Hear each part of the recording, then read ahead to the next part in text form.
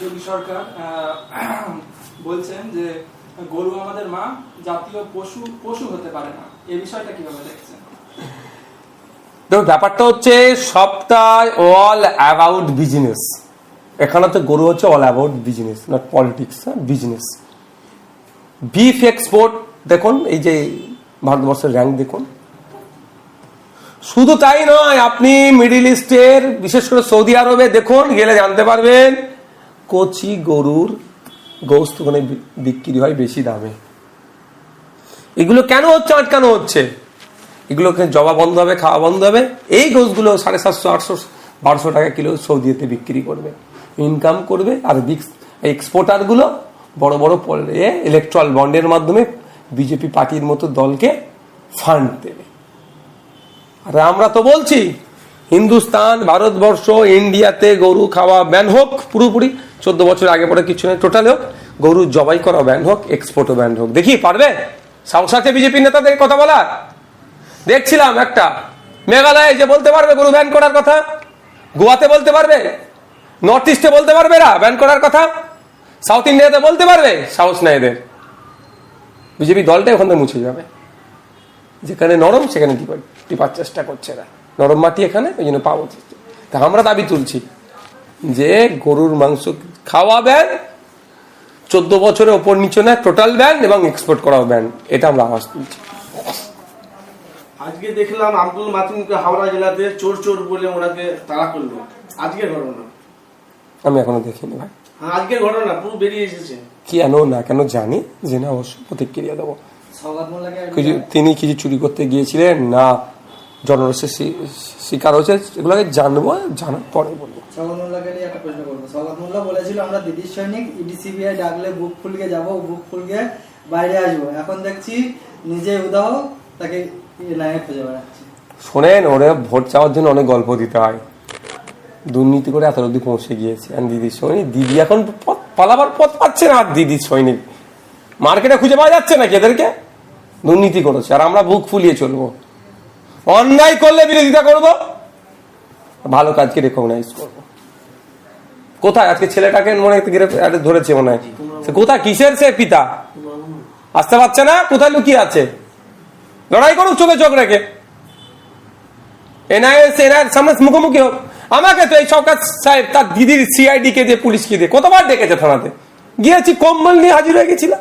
ধরলে থানাতে, ঠান্ডার সময় থানাতে ঘুমাবো। 42 দিন জেল কাটিয়েছে, একদিন ওয়াকফ নিয়ে আন্দোলন করতে গেছি, জেল কাটিয়েছে। তো কি হয়েছে, আমার ভয় পেয়ে গেছি নাকি? কেন অন্যায় করিনি, আর অন্যায় করেছে বলে পালিয়ে বেড়াচ্ছে। বিজেপি ক্ষমতায় আসার পরে রাতারাতি সওগাত মোল্লার ঘর গেরুয়া রঙে পরিবর্তন হলো। ধন্যবাদ স্যার। তৃণমূল আসার আগে লাল কালার ছিল, তৃণমূল আসলো কালার চেঞ্জ হলো, বিজেপি এসছে আবার কালার চেঞ্জ হয়ে গেছে। কালকে অন্য সরকার এলে আবার তার কালার করবে। ধন্যবাদ স্যার। বিরোধী রাজনীতি করার সাহস আছে এদের। এই যে মুসলিম এবং গরিব মানুষদের উপরে অত্যাচার করার চেষ্টা করছে বিজেপি সরকার, বড় লোকেদের সেরকম কিছু ক্ষতির সম্মুখীন হতে হচ্ছে না, এটা কিভাবে দেখছেন? এটা তো পুঁজিপতিদের সরকার চলছে, তো শিল্পপতিদের সরকার চলছে, গরিব মানুষের সরকার চলছে না। আপনি জানেন যে গ্যাসের দাম কোথায় গিয়েছে, পেট্রোল ডিজেলের কোথায় গিয়েছে? শুধু এইটাকে মাইন্ডকে ডাইভার্ট করে রাখার জন্য হিন্দু মুসলমানের খেলা দেখাচ্ছে। শুধু মুসলমানদের উপর অত্যাচার হচ্ছে না, ম্যাক্সিমাম শ্রমজীবী মানুষের উপর অত্যাচার নেমে আসছে। এই শ্রমজীবী ও মানুষের পরিমাণ হচ্ছে প্রায় 80%, 90% শ্রমজীবী এই ক্লাসের মানুষ, যাতে না ধরতে পারে যে আমার উপর অত্যাচার হচ্ছে। কিন্তু আমাকে কি বোঝানো হচ্ছে, দেখো অমুক মুসলমানের উপর অত্যাচার করছি বলে আমার উপরে যে অত্যাচারের টাকে বুঝতে দিচ্ছে না। এই যে প্ল্যাটফর্মে যে হকার উচ্ছেদ হচ্ছে, 70 থেকে 80% তো নন মুসলিম হিন্দু সমাজের মানুষ। তাদেরকে কি দেখাচ্ছে, কুরবানিতে নাকি ওদের 14 বছরের নিচে গরু জবাই করা বন্ধ করে দিয়েছি। দেখ কি টাইট করে ফেলেছে, কুরবানি হয়নি। হ্যাঁ, গরু জবা করেনি, তার পরিবর্তে খাসি হয়েছে, ভেড়া হয়েছে, দুম্বা হয়েছে। এটা কি টাইট করলো? উল্টে গরু ব্যবসায়ী যারা নন মুসলিম, যারা পালন করতো, গো পালন করে বড় করতো, গরু বিক্রি করে তার কারো মেয়ের বিয়ের জন্য টাকা সঞ্চয় করতো, বাড়ি করতো, একটা 2 লাখ 2.5 লাখ টাকায় দুটো গরুর জোড়া গরু বিক্রি করতো, একটা বছর 2 বছর পর একটা ভালো ইনকাম হতো, সেটাকে ধ্বংস করলো কে? বিজেপি। পুঁজিপতিদের সরকার চলছে। ওই জন্য শ্রম কোডের বিরুদ্ধে আমরা লড়াই করছি না। আমরা কৃষক ফার্মার্স যে বিল প্রত্যাহারের জন্য লড়াই করেছিলাম না, কেন নিয়ে এসেছিল ফার্মার্স বিলটা? শ্রম কোড সব শ্রম কর্পোরেটদের জন্য, শিল্পপতিদের জন্য নিয়ে এসছে। এই যে বিজেপি সরকার গরিবদের সরকার নয়। বিজেপি সরকার মুসলমানদের উপর অত্যাচার করছে মাইন্ডকে ডাইভার্ট করে রাখার জন্য, কিন্তু অ্যাকচুয়ালি সরকার বড় লোকদেরকে জন্য সরকার, পুঁজিপতিদের জন্য সরকার। আপনি একটা লোন নেন না ব্যাংক থেকে, আপনার বাড়িতে চলে আসবে। হ্যাঁ, আপনি 10-20,000 50,000 টাকা কৃষক লোন নেন, বাড়িতে চলে আসবে একদম ওসুল করার জন্য। আর কোটিপতি শিল্পপতিরা হাজার হাজার কোটি টাকা লোন নিচ্ছে, অল্প টাকায় তাদের আন্ডারস্ট্যান্ডিং হয়ে তাদের ছেড়ে দিচ্ছে, ঋণমুক্ত হয়ে যাচ্ছে। এই চলছে তো। আমডাঙ্গাতে কাসেম সিদ্দিকী ভাইজান বলেছিল আমি জিতলে হসপিটাল করে দেখাবো।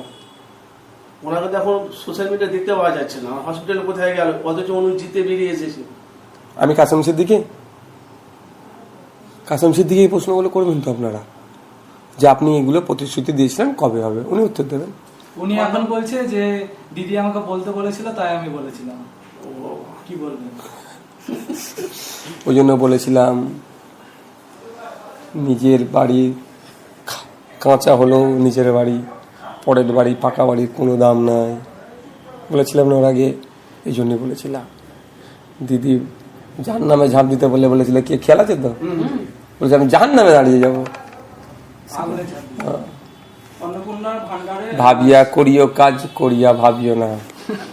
কথা বললে ভেবে চিন্তে বলতে হয়, কি বলছি, আগামী দিনের ইম্প্যাক্ট কি পড়বে, কি জবাব দিতে হবে। আজকে যারা ক্ষমতায় আছে কালকে ক্ষমতায় নাও থাকতে পারে আগামীতে, সুতরাং ক্ষমতায় না থাকার পরে কি হবে সেটা ভাবতে হবে। Thank you.